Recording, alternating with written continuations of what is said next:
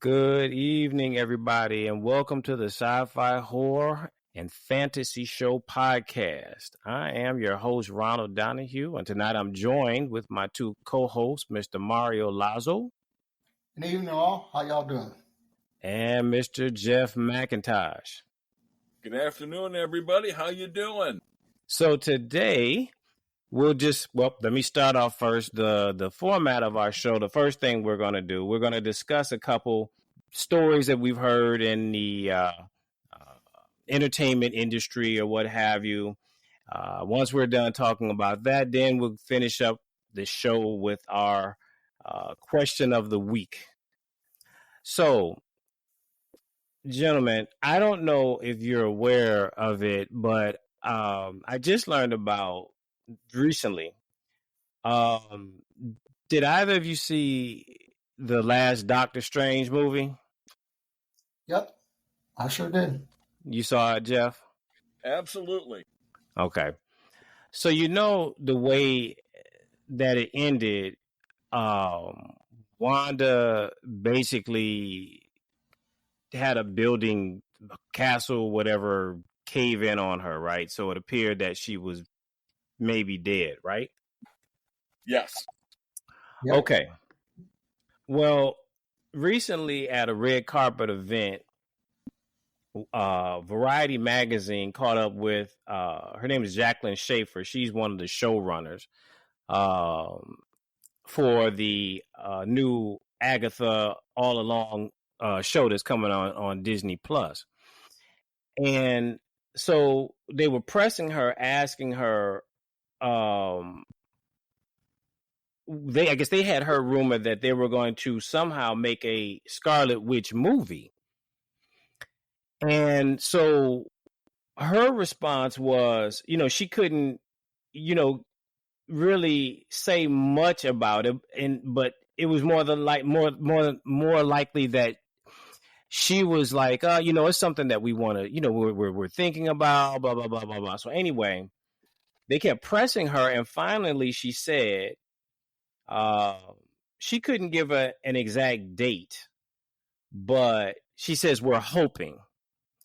So hoping that somehow they could end up bringing Wanda back into the MCU, which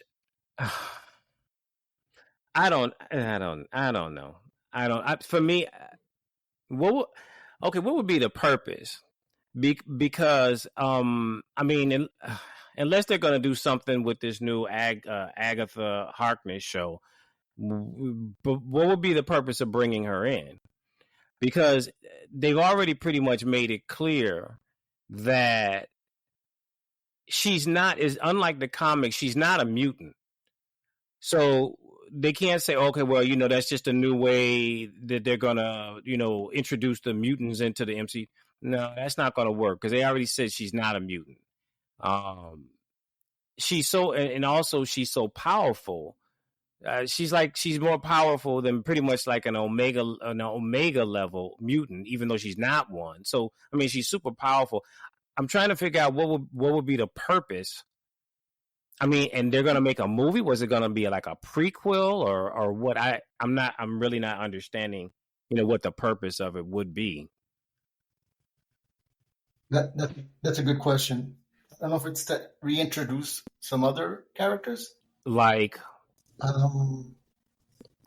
how many did we lose, or how many did they lose in the war with Thanos?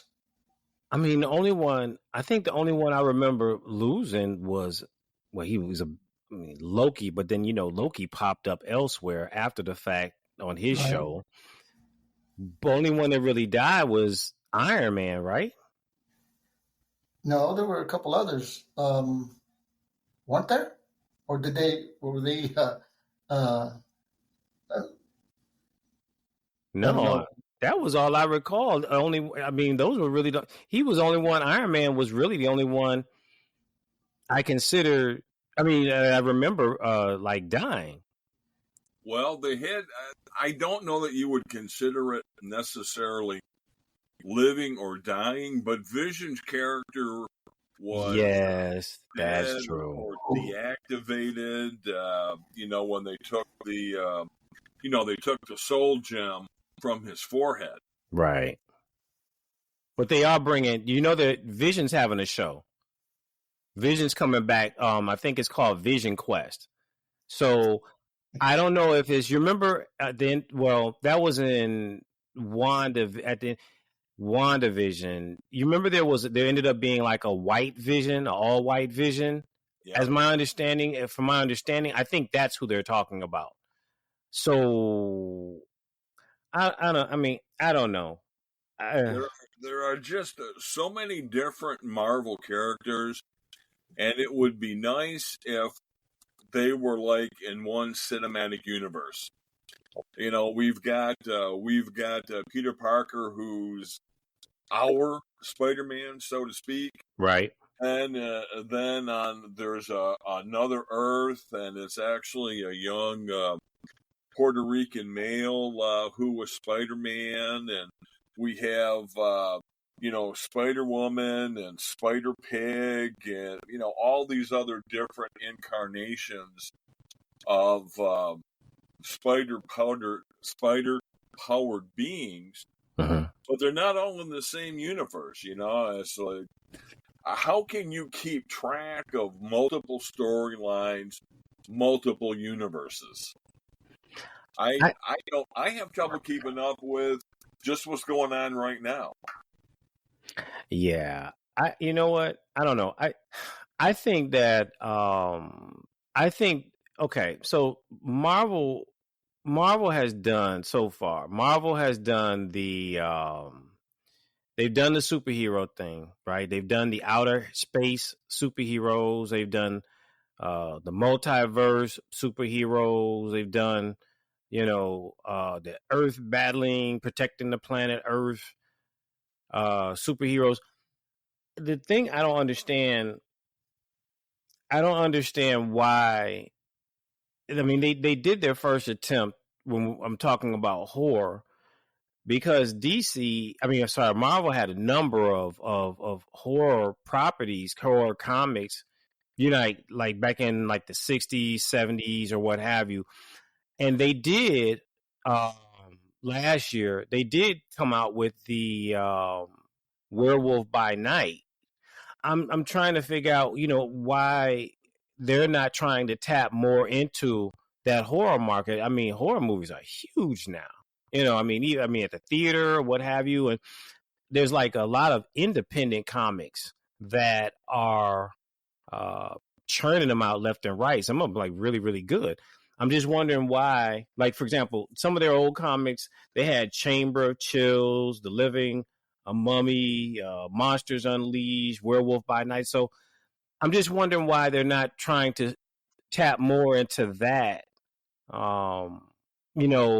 Tap into like the monsters as opposed to the, what we've already seen before. Well, maybe it has to do with popularity. I mean, everybody knows who Iron Man and Spider-Man and Thor and all the various superheroes and supervillains.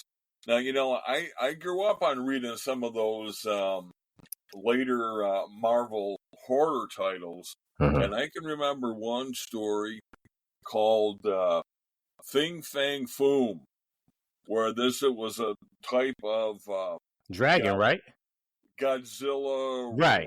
Reptile, giant monster type thing, and I can remember that story being fairly popular because even today, you can hear people still talking about Fing Fang Foom.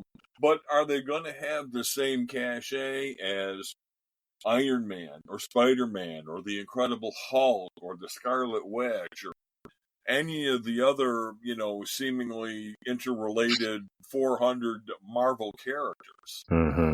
Is there going to be like a built-in audience for these things? Like, everybody goes to see Iron Man because, they started reading Iron Man comics in the late 60s, early 70s. So you have that kind of built-in built-in audience for the product.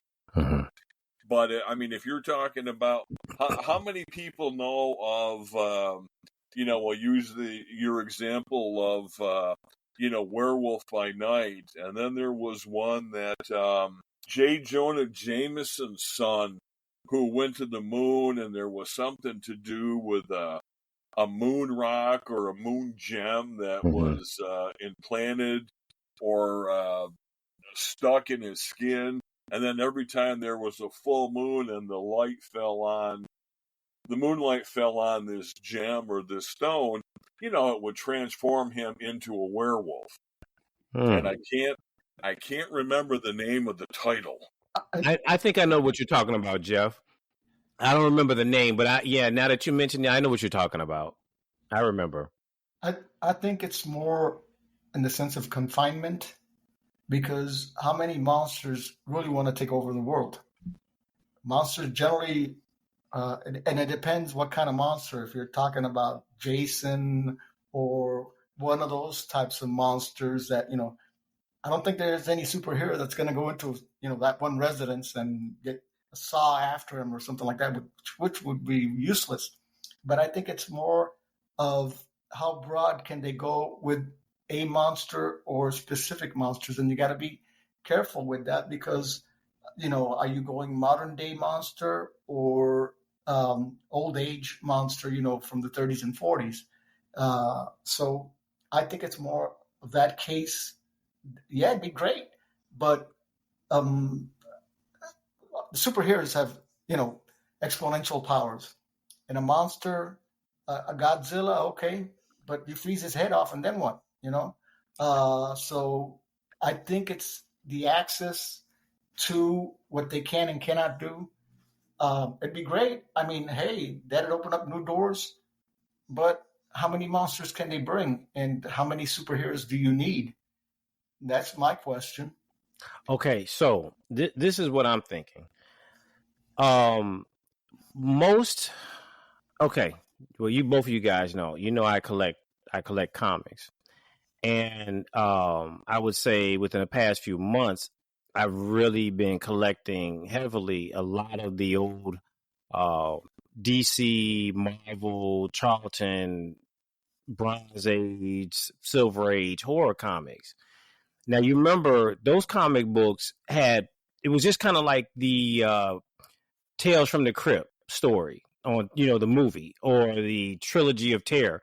It was more than one story inside each book, all of them unrelated, but just multiple stories.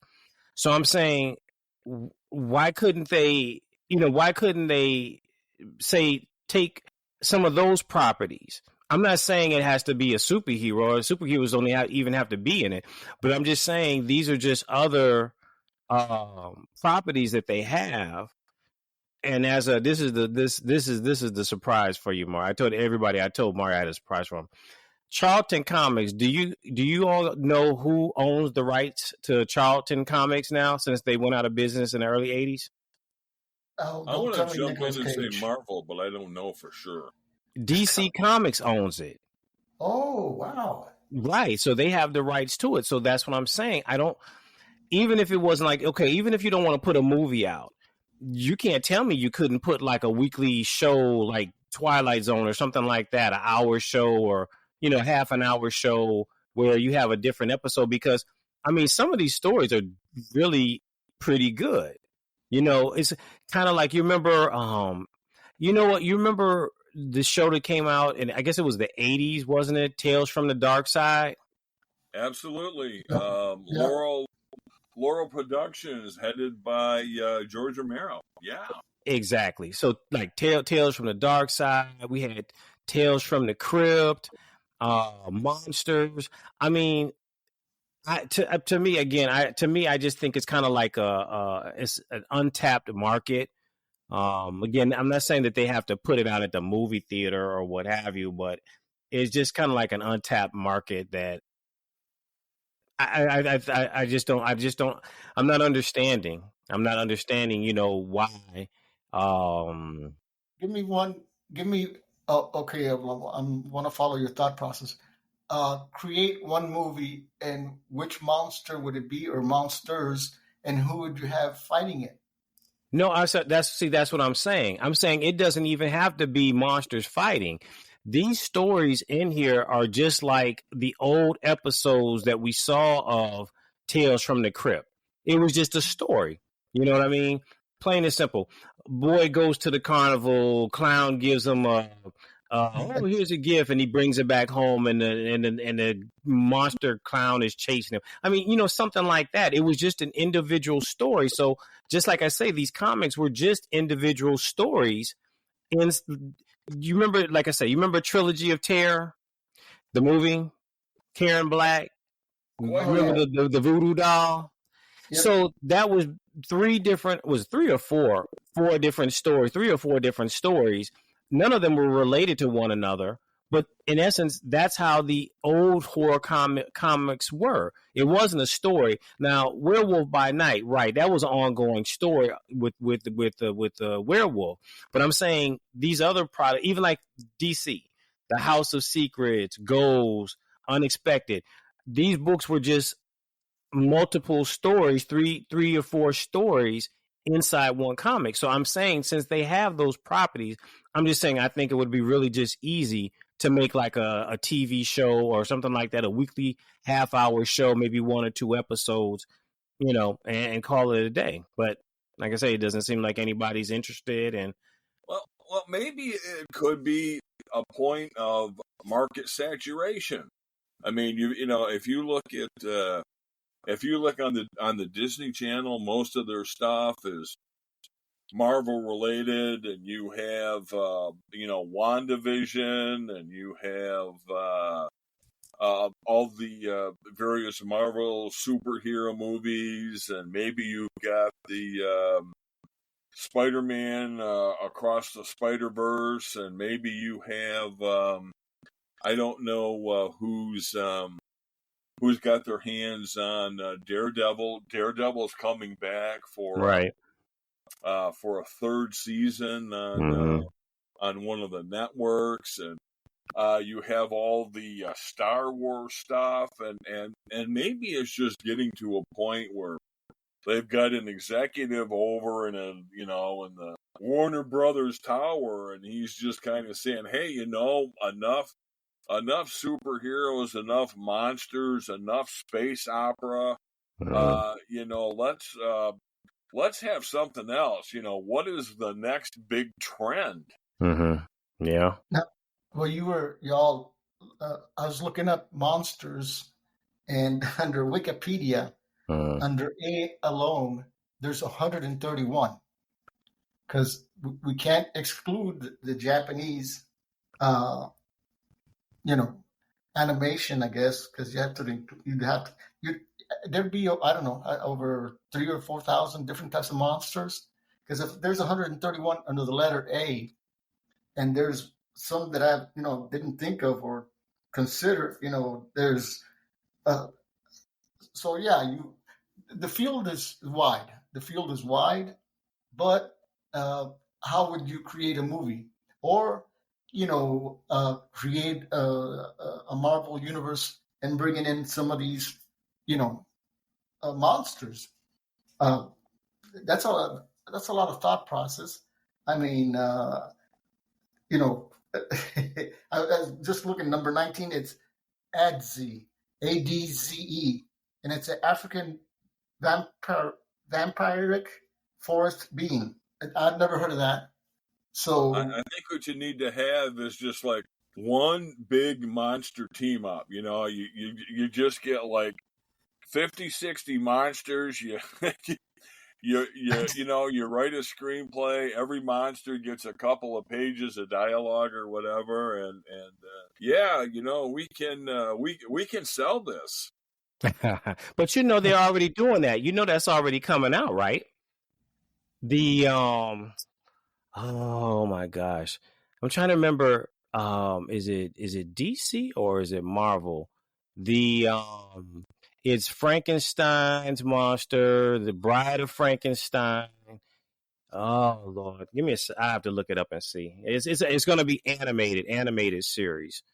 But yeah, I mean they're coming out. Hold on. I saw a thing on Del Toro's doing a Frankenstein, and then I can't remember the name of the actress, but she's helming a new vision of Bride of Frankenstein, and I'm not too sure how I feel about them reinventing all these monsters from the 30s and 40s. I mean, they've done like like tons of movies though.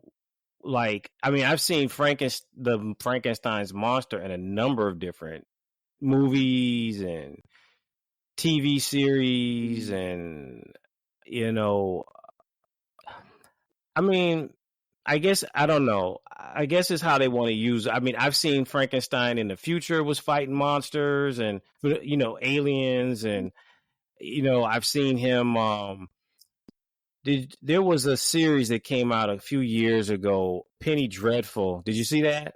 Yes. Right. Yes. And you see he was in there, and he was actually, one of the good guys. So I guess it's all like you say, Jeff. I guess it's all on how they want to use them. I can't find it. That will be for our next episode because I can't find it. But I just saw it. Public domain is a wonderful thing, Ron. Absolutely. Yeah. Well, we've gone this far now. I guess we can go into the question of the week. So the question of the week is, dun, dun, dun, dun, can remakes be better than the original films that came before them? I will say, yeah, it all depends. I think it all depends. I think it depends on the movie, how they remake it. For a clear example for me, I think that the remake that they did for Invasion of the Body Snatchers is far better than the original one. Jeff Goldblum and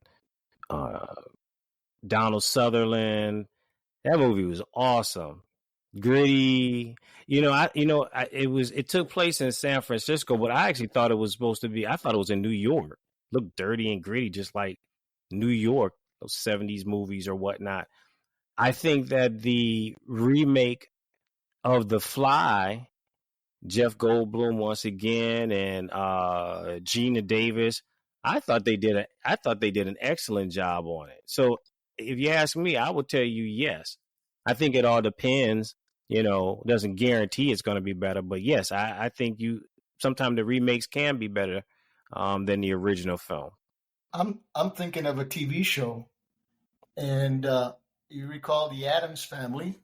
Yes. And so, was it last year that they came out with Wednesday? Yeah. And that was pretty good. I mean, it was. It wasn't as comical as the first one, but this one had its comedy also tied in. But she was a bit more, aggressive in this one because she was like not a main character on the Addams Family, but this one she was, and she did I think a decent job. In regards to motion pictures, that's a tough one because why the original? I like the original better. It's because it gives you suspense that you weren't expecting. Kind of like for me it was, well, I can't remember the first one from the 50s, but what's the one, the Omega Man, and then you had I Am Legend. And when I said, wait a second, they're both military doctors. They both fell down a helicopter. And yeah, the scenes were great, but it didn't woo my my sense of suspense, or horror. But some of them do. Not, I can't say wholeheartedly that because I haven't seen just a few remakes that I can recollect myself. But I'm sure there's quite a few that have done, well with a remake, like the one you mentioned, The Fly. I thought it was great. When I saw it, and I go, wow, yeah, it's the characters and a lot more to it. but we have to take each one and see what it actually does for you. Is it the like I say, the eye candy effect, like wow, or is it the suspense or the chill or the not knowing? So that's how I gauge my movies uh, when it comes to that area. But yeah, there are a lot of movies. I'd wish they'd try to make a remake, but they haven't. Here's one, Flash Gordon. We had the original series, which was in black and white, I think, and then you had the colored one. Was it in the 70s or 80s? And that one was a movie and one was a TV show, I believe. And you're going, But there's the avenues of doing a lot more with them, and I think that's important nowadays. To bring the suspense back to those who have not seen them. Because I'm sure the folks who watched I Am Legend go, wow, but if you saw, like I said, the Omega Man, like I did, okay, well, you're just following the script too much, So yeah, you have some great ones. Like I said, that Wednesday I was surprised. It's a toss-up sometimes. What say you, Jeff? Well, the question was, can remakes be better? And I'm going to kind of go with Mario on this. Can remakes be better? Absolutely. I like the original Invasion of the Body Snatchers. I like the remake of Invasion. I like the remake of The Fly. But I also remember, and I don't know what executive green-lighted these, but I talked a little bit an episode ago about the remake of Psycho. Mm-hmm. Was that better? No, absolutely not. The Nicolas Cage's remake of Wicker Man, absolutely horrible. And I rented the movie when it came out on DVD, and I wanted to go pound on the red box and ask for my money back. The original Haunting, great atmospheric movie from the 1960s, and it was remade late 1990s with Liam Neeson and a couple other actresses, and again, just absolutely horrible. I mean, you've got to have the right script. You got to have the right stars. You have to make the movie at the right time. And if you don't have all those three, then you've got Nicolas Cage with the bee cage over his head, and he's screaming, "The bees, the bees!" So yeah, is it possible? Sure. Anybody know the movie Ishtar? Oh yes, with Dustin Hoffman. Yeah, and that was predicted to be a big hit, and that was one of the biggest bombs that year. And I think a lot of people lost their jobs. Because you got somebody somewhere saying, hey, we got this great script. We got Dustin Hoffman. We have Warren Beatty. We're going to be shooting overseas in the desert. This is going to be absolutely wonderful. Until it hits post-production and they start getting, they start doing focus groups on the movie, and then they release it to 700 screens, and it's like, bring me the head of the studio exec who thought this was a good idea. I mean, I've seen it both ways. I've seen some movies that the remakes, I felt, like I said, those two I named were better than I think the original. Now, I'm going to ask you guys, which do you prefer? Because I've talked to Okay, so I've asked people younger than me who they thought, if they'd even seen it, and I'm going to ask your opinion now.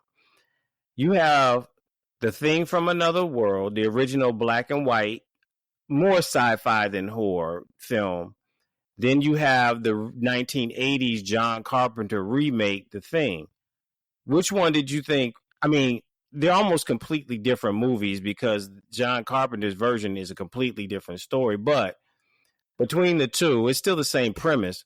Which one did you think? Which one do you like the best, the original or the remake? I'm going to come out and say I like the remake by John Carpenter a lot better. Okay, Mario. Yep, I go with that one too.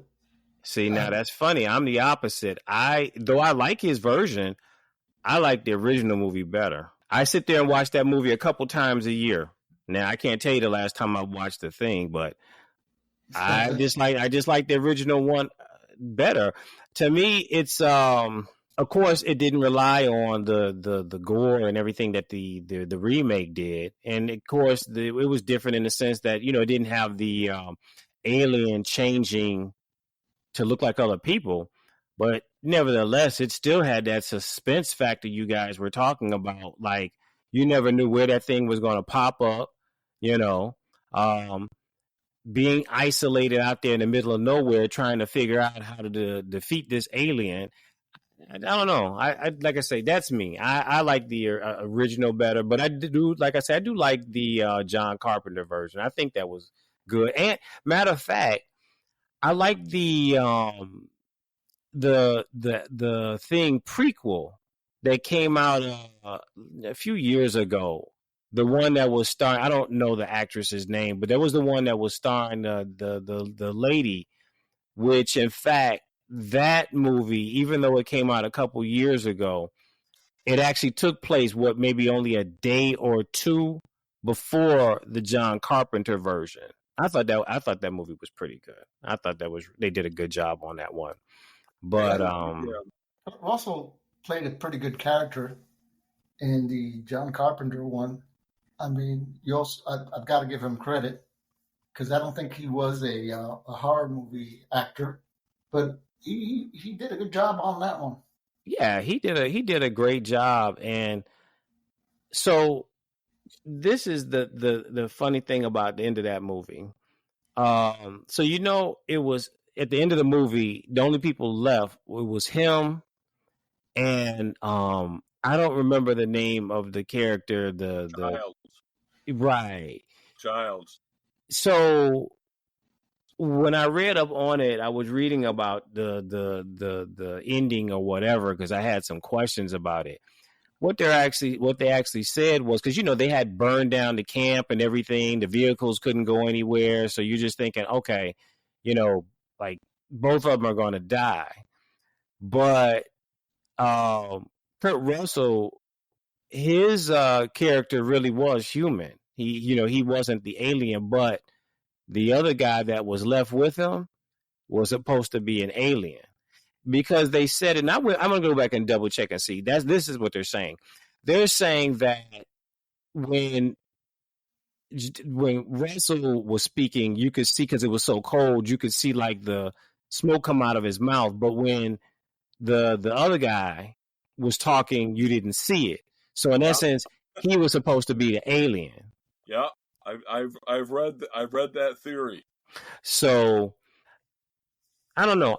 I guess so what they did was, actually in comics, they actually did a follow-up to that ending, meaning Kurt Russell's character, he did survive and had to go on after that point, fighting the monster and an alien and all that kind of stuff like that. But I think that would have been interesting. And they never did a Thing Part 2, but I think that would have been interesting. I did a quick Google check on this, and I'm looking at a thing here. It says the ending of the 1982 film is ambiguous, open to interpretation, leaving audiences to decide what they believe happened. 1, Childs and McCready are both human. Childs is the monster. McCready is the monster. Both McCready and Childs are infected. The survivors slowly freeze to death. John Carpenter has never explained the ending, and the film has been the subject of much thematic analysis. And I like John Carpenter because John Carpenter was kind of like a local boy. Mm-hmm. He grew up in Carthage, New York, like back in like the late 40s, early 1950s, until his family relocated out of here. So I always kind of claim him as a local boy, and I really enjoy watching his films. And he did 3 films that form like a nucleus of the apocalypse, and one of them was The Thing. The other one was In the Mouth of Madness, and the other one was Prince of Darkness, which is one of my favorite horror films, hands down. In the Mouth of Madness. That's a H.P. Lovecraft story. Yes. Well, was it In the Mountains of Madness? Yeah, if that's it, then yeah. That's funny you say. I never knew that. I never knew that he did that movie. I might have the title wrong. It's the one where they have that actor whose name I'm blanking on from Australia, who he played a private investigator, and he was looking for Sutter Kane. And the world was unraveling because people were buying into the premise of the Sutter Kane novels, where there was a dimension of monsters, and the monsters were taking over the world. And I might be wrong on the title of that, but it was something along those lines. Yeah. I'm taking a quick look here. Incidentally, guys, I do have the name of that. It's a DC animated series, and James Gunn has his hands in everything DC now. The name of the show is animated series. It's called Creature Commandos. Well, that's a unique name. Yeah, it's got the like I say, it's got Frankenstein's monster, the Bride of Frankenstein. It's this guy that looks like a skeleton that kind of like glows. He's a doctor. I think they said he's a doctor, and I don't know, something happened to him, whatever. So he looks really creepy, but he's a good guy, and I don't know who this other guy is. I don't know who all these people are, but yeah, that's a series that's coming out, the Creature Commandos. So that's good. Yeah, DC is tapping into some monsters anyway with that animated series. Well, I know that DC came out a few years ago that they went, and I don't know how many titles they had originally, but they went ahead and they did something that people started to call the New 52, where DC took all their comic book titles and said, hey, this is selling, this isn't selling, and they condensed everything down into like 52 comics. I didn't like it. They had come out and taken all the supernatural heroes like Zatarana, who was a magician who works with Batman every so often. Yeah. And they took the demon from the 1970 Jack Kirby Demon comic. Yeah, Dr. Fate. Yeah, all these. Yeah, and Constantine. Yep, and I can't remember. I can't remember what they were calling them, because they did a couple of animated movies with them in it, and I want to say something like Dark Force, but certainly don't hold me to that. Yeah. But they had come out with a couple of animated movies, and I believe a comic book with all the superhero type monsters. Almost like a good guy Suicide Squad. Yeah, I get it. I get what you're saying. It's the same way Marvel has the Dark Avengers, that deal, like you say, with that supernatural kind of stuff, superheroes to address that. Yeah, I get it. Justice League Dark is what I'm thinking about, because That's right. Yeah, that's right. It had Dead Man. It had it was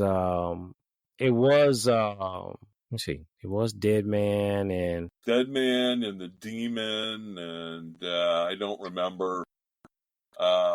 I know that they fought. They went to Acropolis and fought a war, and just got busy.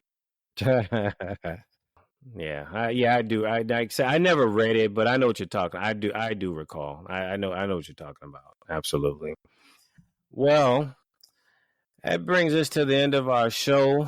Before we go, I do want to give a shout out to Dan at Minuteman Comics. That's on for anybody who's interested in comic collecting. This is on the Whatnot app, and I can tell you, I've bought comics online for years. The books I have gotten from this guy, I'm talking about like Bronze Age, Silver Age, and the prices are amazing. This stuff that I've gotten, I have never had books the quality as I've gotten from this guy. So if you happen to be into comics and collecting and what have you, give Dan at Minuteman Comics on Whatnot, the Whatnot app. Give his store a try. The auctions, like I say, most of the auctions start at $2 or $1, $3. It all depends. But I mean, just really some really, really good stuff he has. And I mean, quality is like next to none. But I want to thank Mr. Lazo and Mr. McIntosh. And we look forward to meeting again and for our next show next week. So have a good week, everybody. All right. I look forward to seeing both of you next Saturday. Absolutely. All right. Take care now. All right. Bye-bye.